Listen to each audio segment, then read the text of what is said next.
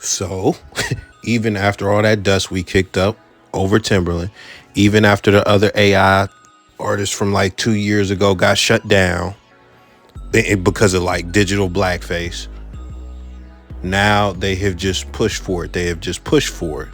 An AI artist just got signed for $3 million and it has a record on Billboard. We're going to watch Kehlani talk about it, and we're going to watch the guy from Earn Your Leisure talk about it. There is an AI R&B artist who just signed a multi-million-dollar deal and has a top 5 R&B album, and the person is doing none of the work. I think you guys think that AI can just be the cover for something, which some people can use. They can make an AI cover. AI can also make the entire fucking song. It can sing the entire song. It can make the entire beat. You can have a song that's one type of song and say, AI, make this into a country song. And it'll literally rewrite, re-sing in a country voice and redo the entire thing. And they don't have to credit anyone. This is so beyond out of our control. And nothing and no one on earth will ever be able to justify AI to me, especially not fucking AI.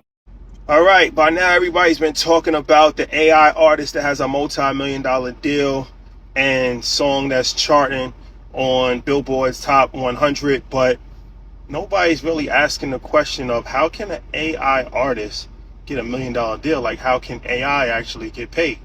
Well, this is how it gets interesting.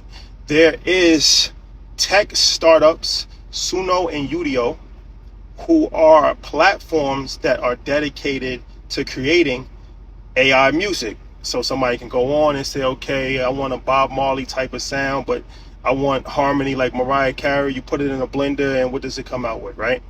So when deals are done, these tech platforms and entrepreneurs are actually splitting revenues and creating new streams of income for themselves by partnering with labels to get advances, to get record deals.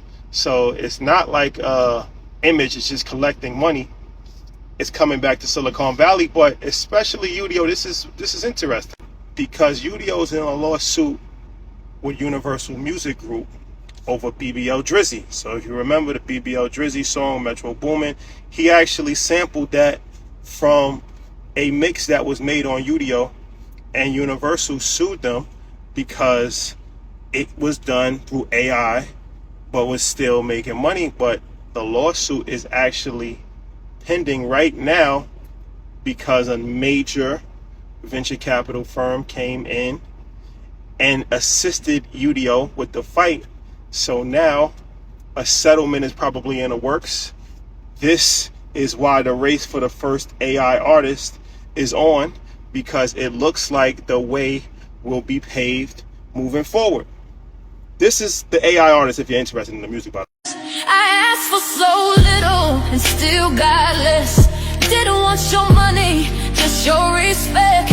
Didn't need diamonds, just some damn consistency. And it's crazy how cheap I priced my piece. I gave. So what do we learn from this? Well, we've been saying forever that AI is taking over. No industry is safe. It's only the beginning. And if you're mad about this, you're going to be extremely mad in 10 years. You can't fight an uphill battle. You have to adapt to the times. So I have a lot to say about this. I'm going to try and fit as much of it into 15 minutes or 10 minutes as possible. So the first thing, as far as how it sounds, because I went and listened to this song, like a trained ear, somebody who actually does music, you could tell that it's AI, because if you do like the stretch feature on anything or you stretch vocals before and you know how that sounds, AI has, that type of texture over the vocals. So you can kind of tell that's still there. So it's not 100% organic. You could tell that it's GMO a little bit. But this is the thing.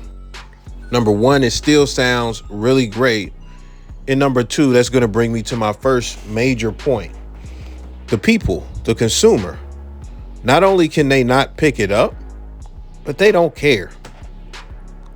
They don't care. The consumer does not care. To understand that, you have to understand that the consumers do not care about the artists.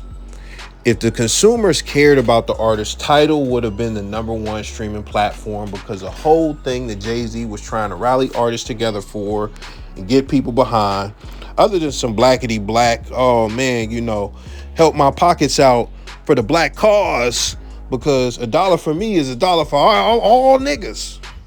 Outside of that shit, it was, we pay the artists the most. And don't you want artists to get paid? Don't you want artists to get paid good money for streaming? When it comes to the consumer, they don't care about anything like that. They care about their experience. They care about what they're getting. They do not care whether an artist is eating or not. And this is a perfect example I'm going to give you. If you go back 20, 30 years ago, and you just think about the amount of bootlegging when Napster came out, especially, and, people used to have bootleg CDs in like mom and pop stores and stuff like that. The LimeWire, the Kazaa, the BearShare was going crazy. So anybody that had a computer was not only pirating music, but they were spreading the piration by burning CDs and stuff like that. When you look at that, people just want what they want. They want to experience the music. They want to enjoy the music. They don't really care if the artist gets paid or anything like that. So this is not a new thing. This is not, it just is what it is. Another thing about that is they look at the artists like, the artists that they care about, like, yo, y'all rich anyway. Why do I care if y'all get paid? Y'all rich. Even then, they'll be like, ooh, the millionaire is sad because they're not going to be making any money. Ooh, I should take my Amazon warehouse money and go and support the millionaire so they could be even richer. Like, they do not care. They do not care. They look at the artists as privileged people, so they don't care about any plight when it comes to the artist. Second, this is the problem I have with this and the problem I have with AI. I don't have a problem with AI in general as far as like Chat GPT and things of that nature, or even an AI tool for making music. But the thing is, AI, not just in music, music is just the front line, and people, as far as the consumers and just the masses, they don't realize that. People, as far as these corporations, they are using the AI to substitute people. That's it. With AI right now, you from your own, even if you're listening to this and you have no musical background, you can go and type in a prompt with no musical training, and it's going to put a vocalist over a beat, or let me not even say beat, an instrumental, which could have all live instruments with lyrics. So you have that power right now as a consumer, and you could do that on a lot of these platforms absolutely free. That is powerful. But when you think about that, if you wanted to make some music, you would have to go out, as far as like doing everything that I mentioned, and you have no musical training, you would have to go out and pay, a band to play the music, a producer or composer to compose the music, and we're talking live instruments. You would also have to have a vocalist. You would have to pay them. You would have to pay a studio engineer for the session and for the mixing and mastering. And you would have to pay a writer. So for you don't do music, or you might do a little bit of music. That's convenient for you because you're not a powerhouse, and that's cool. Like, you're not in a position to pay all those people anyway. So it's just a convenient tool for you. It takes down a barrier to entry to some degree. So it's just cool, right? When we are talking about multi-billion-dollar corporations that throw millions around to radio, to all these other institutions, right? They are where the dream is. If you are a producer, if you are an artist, if you are a guitar player or instrumentalist, if you are any of those things, engineer, whatever the case may be, and you have aspirations of producing or engineering or just working on a Grammy-winning record or anything like that, this is a threat to not only the dream, but the livelihood. Because what they are doing is substituting humans through the whole process. And who gets paid? Because the AI got signed. Who gets paid? Two corporations working with another corporation, and we don't, that's it. Like, there's no artist to bust this shit down with. You see what Timberland was doing. Timberland was like finessing different people into sending him work, sending him vocals, sending him instrumentals, etc. And he was tossing that shit right into Suno without their consent, without their knowledge, to make records. And they didn't get paid shit for it. That's how come they complain all over the internet. So these motherfuckers are using different music to train this AI, right? Which nobody in either video talked about that. Whose music are they using? How are these people getting paid? We know that they're not going to get residuals as far as the music that was used to train this shit, so they can use it over and over and over and over and over to make hit after hit after hit after hit. And the artist still, again, has to work at Amazon warehouse, has to put the fries in the bag, never gets to fulfill their dream, never gets to tap into the talent that they actually have and be a superstar and get paid for their talent, because they are exploiting, either if not their talent, someone else's talent through this system they've created. And with that, you know, they can do it over and over and over again, and these people don't get a shot. Everybody gets X'd out the game, and the corporations are the talent now. That's the nastiest part, because we went from the corporation controlling the talent all throughout the music industry, all throughout music history. Then we get to this internet shit, right? And during the mixtape era, this is when the artists began to get the power back. They began to get the power back, and they began to become more in control of their own destiny. Now it's to the point that these soulless individuals, because that's what it is. You got to understand that these people at these corporations who run this shit, they are entrepreneurs. They are soulless individuals who don't make music, who don't have passion, who don't have talent, who exploit the talent of others for financial gain. That's what a lot of them do. So they're now like, all we ever cared about was the money. We never cared about the art. All we cared about was the money. So if we could cut out the artists and still make air quote art and still make a profit, we're good. So that's all this is. I'm not against using AI as a tool, but I am against using AI as like either a corporate entity or somebody that has a lot of power and influence to cut out people who could otherwise be paid. Now, this is the last part. Dude said, you know, it's not worth fighting an uphill battle. I'm gonna tell you some real shit, because I've said this in other videos. I said this in my last video. Like, there are certain things to where, you know, the market is gonna do what the market does. And when it comes to advancements and things being more convenient for the customer, whatever the case may be, like, you can't really fight against those advancements. You can, but the fight is it's in vain, because this shit is eventually going to take over. And when I said that, the context of what I was talking about was when people started selling beats online, leases for $30, and then it started getting to the point where you had dudes selling a beat for $1. It was nothing Cass could do to stop that from happening, and to stop, because there were people making tens and hundreds of thousands off of that. So why would they stop? And we are living in the effects of what that 15 years has done right now when it comes to selling beats. And what it has done is it has made it so that the beat is devalued. There are no more $100,000 beat guys. That's over. That's dead. That whole Pharrell, Timberland, let's give you 50, 80, 100, like, that's dead. Shout out to Metro Boomin and dudes like that. I'm not even going to get into the specifics of that, but that would be somebody who is worth that price right now. And he was the most paid producer in like 2022 or something like that, out of all genres. But that is extremely rare as far as that price that I'm talking about. Like even 50K, like cats who got hits and plaques and Grammys, they not really getting that on the front end no more. And you can sit here and say, oh man, how do you know that? You're not in the industry. Listen, man, you go and do your due diligence and look around and see all these dudes who like multi-platinum producers talking about doing swaps.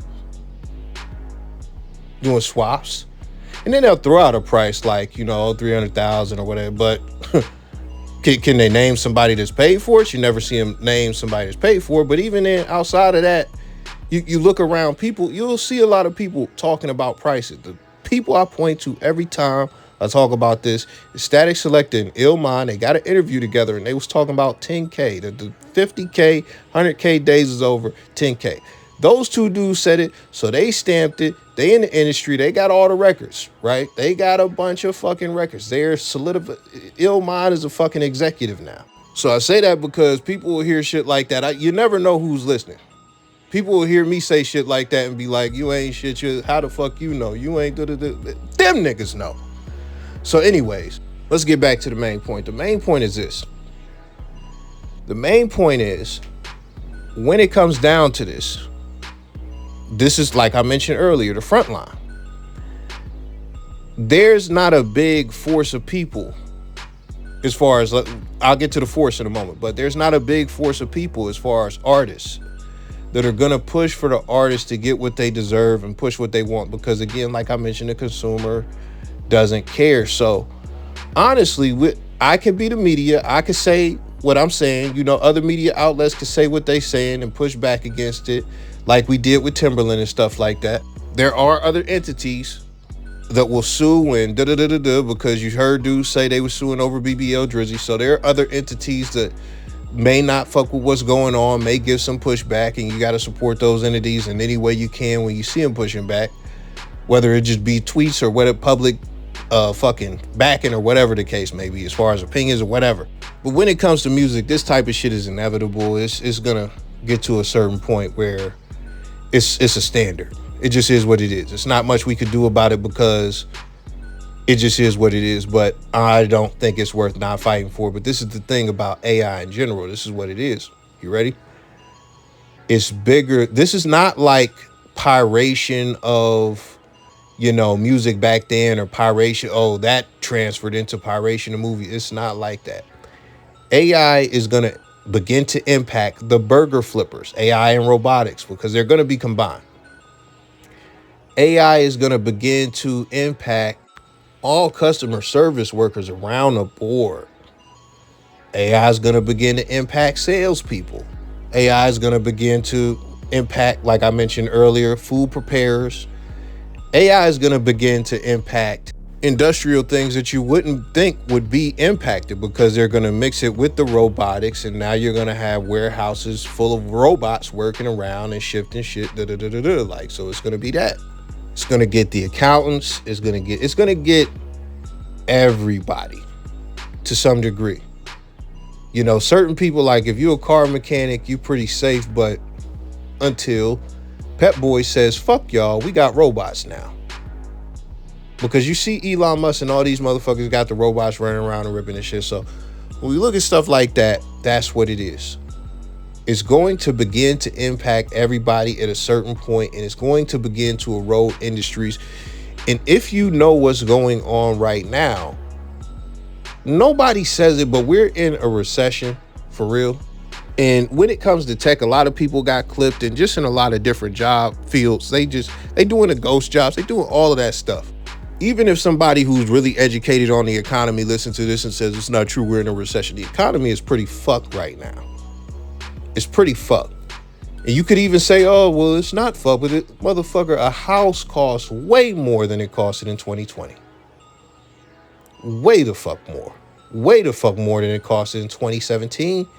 Way more than it costed in 2013. So long story short, this is going to begin to impact different industries and different people. And what it's going to come down to is government regulation, because the thing about America and the thing about humans in general is the people at the top are the greediest people, and they are going to push it to the limit.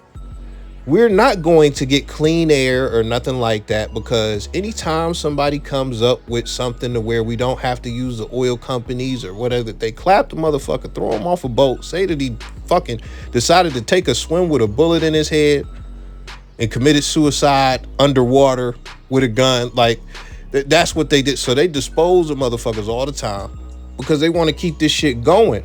They want to keep it going all the way until we have no fucking ozone layer and this fucking Fallout 3.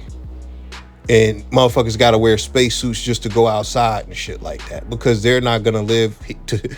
Oh, man, I could get real deep because I was watching something about Ronald Reagan the other day and how he fucked up the economy so bad by taking the taxes from the rich from 78% down to like 20%.